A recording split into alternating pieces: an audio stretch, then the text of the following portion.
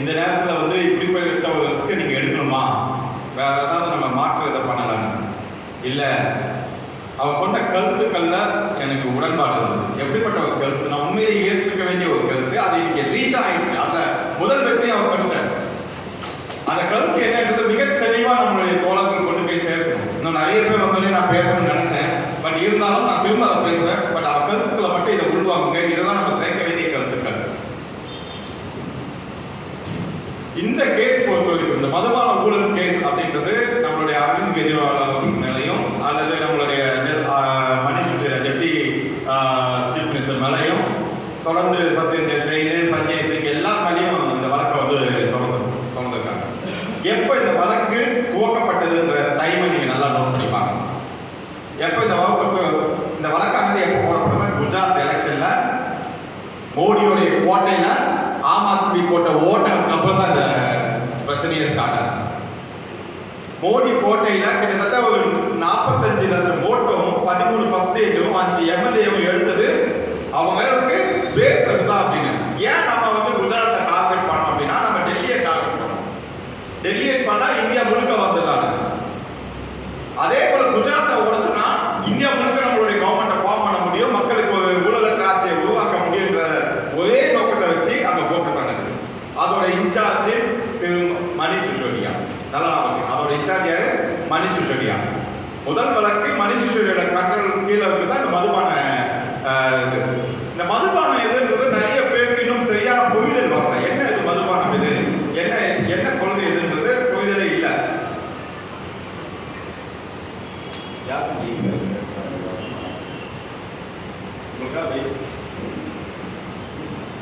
இன்னும் பார்த்தா யார் கன்ஃபார்ம் சரி கன்ஃபார்ம் பண்ணி இல்லை இன்னைக்கு நம்ம பிரைஸ் கேட்க தயவு செஞ்சு எல்லாரும் பேச. ஆமாம் செஞ்சலாம். இப்போ கிளம்பி வந்துட்டு 3 மணிக்கு மதுபான கொள்கை அப்படின்ற இது என்ன அப்படின்றதுல அந்த புரிதல் கொடுக்குறேன். நம்ம வந்து நம்மளுடைய அரசானது, டெல்லி அரசானது எதை முடிவு கொண்டு வந்தாங்கன்னா, கல்வி, சுகாதாரம், அடிப்படை வசதிகள் தான் கவர்மெண்ட் கிட்ட இருக்கணும். மதுன்றது கவர்மெண்ட் கிட்ட இருக்க வேண்டிய விஷயம் கிடையாது.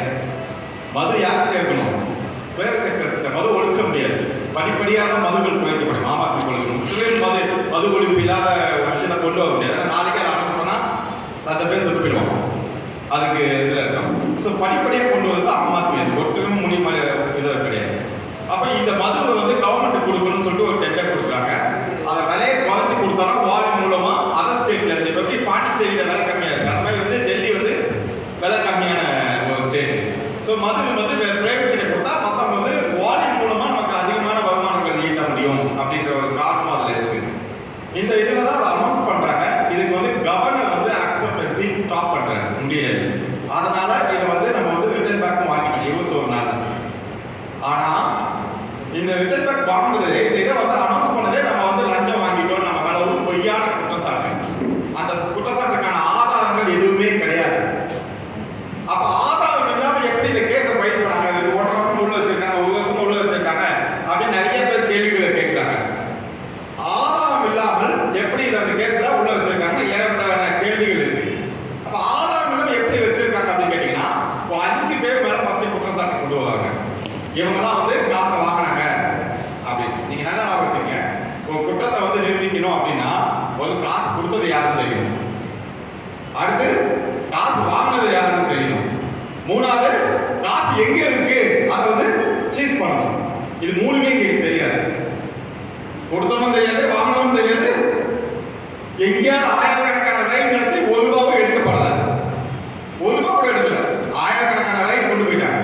அப்ப இந்த கேஸை எப்படி பண்ணலாம், முக்கியமா இதுல நம்ம ஷார்ட்டா புரிஞ்சுங்க, இந்த கேஸை எப்படி பண்ணலாம் நம்ம யோசிக்கிறாங்க. இந்த கேஸை பொறுத்த வரைக்கும் ஒரு கேஸ் அப்படின்னா லோக்கல் போலீஸ் வந்து இதை ஃபைல் பண்ணணும், ரைட்டா? அல்லது ஒரு லஞ்ச ஒழிப்புத்துறை, அந்த லோக்கல் போலீஸ்ல லஞ்சம், அதுவும் டெல்லி கவர்மெண்ட் கிடையாது, எல்லாமே சென்ட்ரல் கவர்மெண்ட் கிட்ட தான் இருக்கு. டெல்லியை பொறுத்த வரைக்கும் லஞ்ச ஒழிப்புத்துறை ஃபைல் பண்ணிருக்கோம். இந்த லஞ்ச ஒழிப்புத்துறை ஃபைல் பண்ணலன்னா அடுத்து யார் பண்ணணும், சிபிசிஐடி ஃபைல் பண்ணணும்.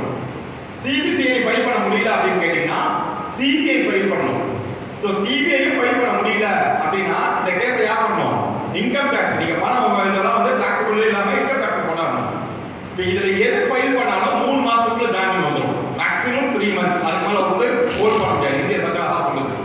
ஆனா இந்த ஈடி இருக்கு பாத்தீங்களா, அமலாக்கத்துறை, இதுல ஃபைல் பண்ணா 2 வருஷம் வித்தவுட் இன்ஃபர்மேஷன் உள்ள வச்சிடலாம். யாரும் இப்போ உங்க மேல நான் ஒரு குற்றத்தை சொன்னேன்னா, 1 லட்சம் பணம் கொடுத்துருக்கேன், எங்க மேல குற்றம் இருக்கு அப்படின்னு சொன்னா 2 வருஷம் ஜாமீனே இல்லாம உங்களை கொண்டு போயிட்டு நான் பெயில் கேஸ்ல உள்ள வச்சிடலாம்.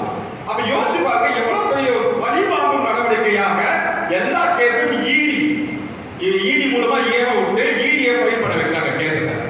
ஈடி எல்லாமே ஈடி தான் கேஸ் ஃபைல் பண்ணுது, வேற யாருமே ஃபைல் பண்ணல, ஈடி தான் கேஸை ஃபைல் பண்றாங்க. அப்ப 2 வருஷத்துக்கு எந்த விதமான ஆதாரங்களும் இவங்க கோர்ட்ல ப்ரொடியூஸ் பண்ணணும்னு அவசியம் கிடையாது. எந்த விதமான ஆதாரங்களும் அவங்களால பண்ணவும் முடியல. கடைசி வரைக்கும் கோர்ட் வந்து சஞ்சய் சிங் அவர்கள் சிஏஜி அறிக்கை 7 லட்சம் கோடி ஊழலை வந்து நாடாளுமன்றத்தில் கொண்டு வந்து வைக்கும் போது 7 லட்சம் கோடி ஊழலை சஞ்சய் சிங் வைக்கும் போது முதல்ல அவங்க கொண்டாந்து இந்த அரசு வைக்கிறாங்க. கோர்ட் வந்து 3 மாசத்துல எந்த எவிடன்ஸ் உட்கார்ந்தவங்க இல்லையா அப்படின்னு.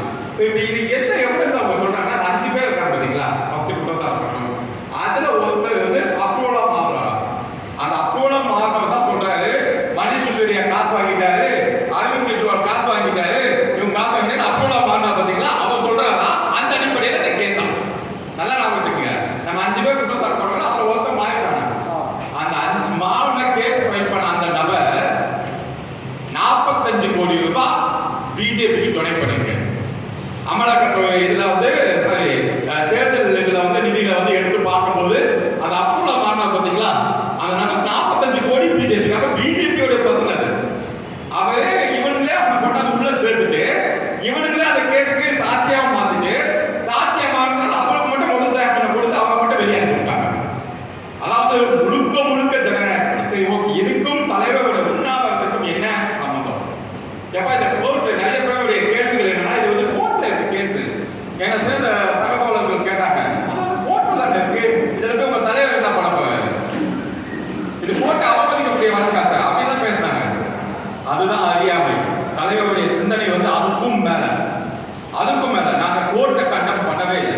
கோர்ட் வந்து நாங்க எந்த விதமான விஷயங்களும் சொல்ல, கோர்ட் மேல எங்களுக்கு ஜனநாயகத்தின் கடைசி நம்பிக்கை உச்சநீதிமன்றம், அது மேல எங்களுக்கு முழுமையான நம்பிக்கை இருக்கின்றார். அப்ப இந்த கேஸ் நல்லா பார்க்கணும். போன கேஸ்ல வந்து கிட்டத்தட்ட 493 சாட்சிகள் இருக்குன்னு சொல்லிட்டு ஈடி சார்பா கொடுக்காங்க. உச்சநீதிமன்றம் அதுக்கு வந்து எதுவுமே சரியா காட்டப்படலன்னு சொல்லிட்டு வார்னிங் கொடுத்து அவருக்கு ஜாமீனை வழங்குது. 403 சாட்சிகள் இருக்குன்னு சொல்லி எதுவுமே ஒழுங்கா காட்டப்படலன்னு சொல்லிட்டு அதுக்கு ஜாமீனை வழங்குறாங்க உச்சநீதிமன்றம். அப்ப ஜாமீன் கொடுத்துட்டாங்க, விட வேண்டியதானே. உடனே என்ன பண்றாங்க, இந்த கேஸ்ல 1.5 வருஷமா தூக்கி இந்த சிபிஐ டப்புன்னு முடிச்சுக்கிறாங்க. முடிச்சு கடைசி மினிட்ல ஜாமீன் வந்த பிறகு சிபிஐ கேஸ் போட்டு கைது பண்றாங்க. அடுத்து சிபிஐயும் வந்து உச்சநீதிமன்றம் ஒரு கொட்டை போட்டு ஒதுக்கி வைக்கும். ஏப்பா போய் வேலையை பாருங்க. அப்புறம் என்ன பண்ணுவாங்க, ரிவர்ஸ் ஆகுவாங்க, லஞ்ச ஒழிப்பு துறை கேஸை போட்டு திரும்ப அதுக்கு 3-15 நாள் உள்ள வைப்பாங்க. திரும்ப லஞ்ச ஒழிப்பு துறைக்கு ஒரு கொட்டை போட்டு வைப்பாங்க. அப்ப அடுத்து என்ன பண்ணுவாங்க, சிபிசிஐடி வச்சு ஒரு கேஸை போட்டு உள்ள வைப்பாங்க. சிபிசிஐடி போட்டு உள்ள வச்சாங்கன்னா லோக்கல் போலீஸை போட்டு ஒரு கேஸை போட்டு வைப்பாங்க.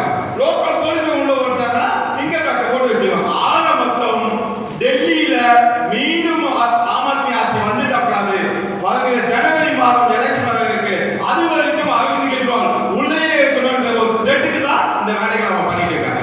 இப்ப தலைவர் உண்ணாவிரதம் எங்க வருதுன்னு பாத்தீங்களா, இது கவர்மெண்ட் நோக்கி, மோடியோடைய ஒன்றிய அரசை நோக்கி அவருடைய உண்ணாவிரதமானது இங்க பாய்க்கப்படுது. எதுக்குன்னா, நீ போலியா சிபிஐ கேஸ் ஃபைல் பண்ற, நாங்க சட்ட போராட்டம் மூலமா வெற்றியை பெற்று வந்துகிட்டே இருக்கோம். ஆனா நீ போலியா சிபிஐ வச்சு ஈடி கேஸ் போட்டு அதை உடச்சு நாங்க வெளியே வந்திருக்கோம். ஜாமீன் கொடுக்கப்பட்டுள்ளது. அதே போல இப்ப நீங்க சிபிஐ கேஸ் போடுங்க, அடுத்து இன்னும் 4 கேஸ் நீ போடுங்க. அது போடக்கூடாது, அந்த மக்கள் எல்லாம் ஒன்று சேர்த்து அதை எதிர்க்கணும்ன்ற ஒரு விஷயத்துக்காக தான் இந்த உண்ணாவிரதமானது. இதுதான் புரியுது. இதுக்காக தான் இந்த தியாகச்செம்மல் இன்னைக்கு இந்த உண்ணாவிரதத்தை கொண்டு நடத்துறாரு. ஐ திங்க் புரிஞ்சுக்கணும்னு நினைக்கிறேன் உங்களுக்கு இந்த ஃப்ளோ. ஸோ உண்ணாவிரதமானது சுப்ரீம் கோர்ட்டை நோக்கியோ அல்லது ஹைகோர்ட்டை நோக்கியோ கிடையவே கிடையாது. ஒன்றிய அரசை நோக்கி நாங்க இந்த உண்ணாவிரதத்தை கொண்டு போயிட்டு இருக்கோம். இதுல பல பேர் கூட இருக்கலாம், பட் இத்தனை நாள் வந்து இருக்க போதுதான் இன்னைக்கு சென்ட்ரல் கவர்மெண்ட் வரைக்கும் இந்த இது வந்து ரீச் ஆயிருக்கு. அதுல முதல் வெற்றியும் தலைவர் வந்து கொண்டு போயிட்டாங்க. முதல் வெற்றியை கொண்டு போயிட்டாங்க. அடுத்த கேசஸ்க்கு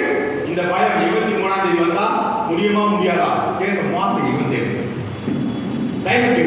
ஏன்னா அதுலயும் தாக்கணும் தெரியும். இன்னொரு கேஸ் போனா இது மக்கள் போச்சு மாறும் தெரியும். இப்ப 23ஆம் தேதி உள்ளதா 27 ஹைகோர்ட்ல உள்ளதா மாத்திருக்காங்க, நாட் சுப்ரீம் கோர்ட். சரிங்களா? இதை தொடர்ந்து இந்த மாதிரி பழிவாக்குகள், இந்த மாதிரி ஒன்றிய அரசுடைய பிரச்சனைகளை இன்னைக்கு இந்த உண்ணாவிரதம் இருக்கு. இல்லைன்னா நம்ம இந்த பாயிண்ட் பேசிப்போமா? மக்களுக்கு இந்த பாயிண்ட் தெரிஞ்சிருக்குமா? மாற்று கட்சி, இந்தியா கூட்டணியில் உள்ள கட்சி தலைவர்களுக்கு இந்த பாயிண்ட் தெரிஞ்சிருக்குமா? தெரிய வாய்ப்பே கிடையாது. இந்த பழிவாக்கும் நடவடிக்கைகள் ஒரு மாநில அரசு, ஒரு தேசிய கட்சியை வந்து ஒழிக்கக்கூடிய இந்த பாயிண்டை வந்து வெளிக்கொண்டு வந்து இன்னைக்கு மக்கள் மத்தியில் பேசப்பட்டிருக்கலாம். அதுக்கு ஒரே காரணம் நம்மளுடைய தலைவர் வசீகரன் அவருடைய தியாகம். இந்த தியாகம் வந்து வெற்றி பெற்றிருக்கு. இன்னைக்கு அதனால தான் எங்க சார்பில் நாங்கள் கொடுக்கக்கூடிய நம்ம சார்பில் தயவு செஞ்சு அவர்கிட்ட நாங்கள் பேசி போராடிக்கு போதும். உடம்பு டாக்டர் ரொம்ப தெளிவா சொல்லிட்டாரு. இதுக்கு மேல அவர் கண்டினியூ பண்ணாருன்னா உயிருக்கு நாங்க எங்களை கேட்காங்க, எங்க மூத்தாங்க. டாக்டர் ரொம்ப தெளிவா சொல்லி போயிட்டாரு. ஆனா பொதுப்படுத்தாம படுத்திருக்காரு. ஒரே ஒரு தலைவரே, எல்லாருக்கும் முன்னாடி நாங்க உங்களோட தொடர்ந்து இருப்போம், உங்களோட தொடர்ந்து பயணப்பட்டோம். சுவை இருந்தாலும் சத்தியம் மறைய முடியும். சுவையே இல்லைன்னா எங்க போய் வாங்க, எங்க இந்த போராட்டங்கள் முடியும்? நேற்று வந்து ஒரு தலைவர் சொல்லிட்டு போவாரு, எப்ப எப்படி நீங்க ரன் பண்றீங்க? ஆசை நம்ம முன்னில வச்சு 500, 100, 50, 20 போட்டு ஒரு கட்சியை ரன் பண்றோம். எங்க கட்சியில லட்ச லட்சமா கோடி கோடியா கொடுக்குறாங்க. எங்களுக்கு வராத கூட்டம் உங்களுக்கு இருக்கு, எங்களுக்கு வராத ரீச் உங்களுக்கு இருக்கு, எங்களுக்கு வராத சப்போர்ட் உங்களுக்கு இருக்கு. எப்படி இது சாத்தியப்படுதுன்னா, எஸ் சாத்தியப்படுது. இப்படிப்பட்ட தலைவர்கள் இருந்தால் எதுவும் சாத்தியம். சுவர் இருந்தால் மட்டும்தான் சத்தியம் வர முடியும். தலைவருக்கு என்னோட வேண்டுகோள்ல தயவு செஞ்சு உடம்ப பார்க்கணும், முடிங்க. நாங்கள் இந்த போராட்டங்களை எடுத்து கொண்டு போகிறோம் சார்பில்.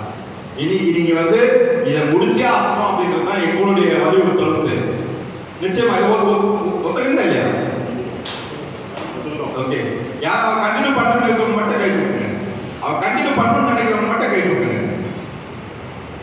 ஒருத்தர் கூட இல்லை தலைவர். அதுதான் எங்களுடைய, நீங்க நிச்சயமா முதல் போராட்டத்தில் உங்களோட வெற்றியை பதிவு பண்ணிருக்கீங்க. இதை தொடர்ந்து இந்த வெற்றிகள் தொடரும். அதனால வந்து ஒரே ரிக்வெஸ்ட், தயவு செஞ்சு இத்தகைய எண்ணங்களையும் தமிழக மக்களின் எண்ணங்களையும் முக்கியமாக நம்மளுடைய மாவட்ட சட்டமன்ற பொறுப்பாளர்களின் எண்ணங்களையும் நீங்க மைண்ட்ல ஏற்றி உங்களுடைய உண்ணாவிரதத்தை இன்னைக்கு 7வது நாள் நிச்சயமா வந்து நீங்க முடிக்கணும்ன்றது எங்களுடைய வலியுறுத்தல். தொடர்ந்து இதை இன்னைக்கு முழுக்க நம்ம வலியுறுத்தும். நீங்க இதை அக்செப்ட் பண்ணி முடிச்சே ஆகணுன்றது. ஏன்னா எங்களுக்கு வந்து உங்களோட உடல்நலம் முக்கியம், நீங்க முக்கியம். இது நிச்சயமா வந்து இது நடந்தாகணுன்றதுல எங்களுக்கான ஆர்வம் அதிகமா இருக்கு. எங்களோட கருத்துக்களை நீங்க ஏற்றுக்கணும். அடுத்து தொடர்ந்து எங்களுடைய சகதோழர் மண்டல தலைவர், சிவகங்கை மண்டலத்துடைய தலைவர், சிறந்த போராளி, பல போராட்டங்களை முன்னெடுத்தவர், மக்களோடு மக்களாக களத்தில் வந்து நீங்க பார்க்கக்கூடியவர். சிவகங்கை மாவட்டம் மட்டுமல்ல, அந்த மதுரை மற்ற மாவட்டங்களின் கலெக்டர் மட்டுமல்ல, யார் தீயவர்கள், யார் லஞ்சம் வாங்கினாலும், எங்கு எந்த பிரச்சனை இருந்தாலும் மக்கள் பிரச்சனைக்காக குரல் கொடுப்பார். லஞ்சம் வாங்குவவர்களை சிம்ம சொப்பனமாக இன்றைக்கும் களத்தில் ஒரு போராளியாக, போர் வீரனாக தொடர்ந்து நான் கண்டு தொடர்ந்து 15 ஆண்டு காலம் தொடர்ந்து போராளியாக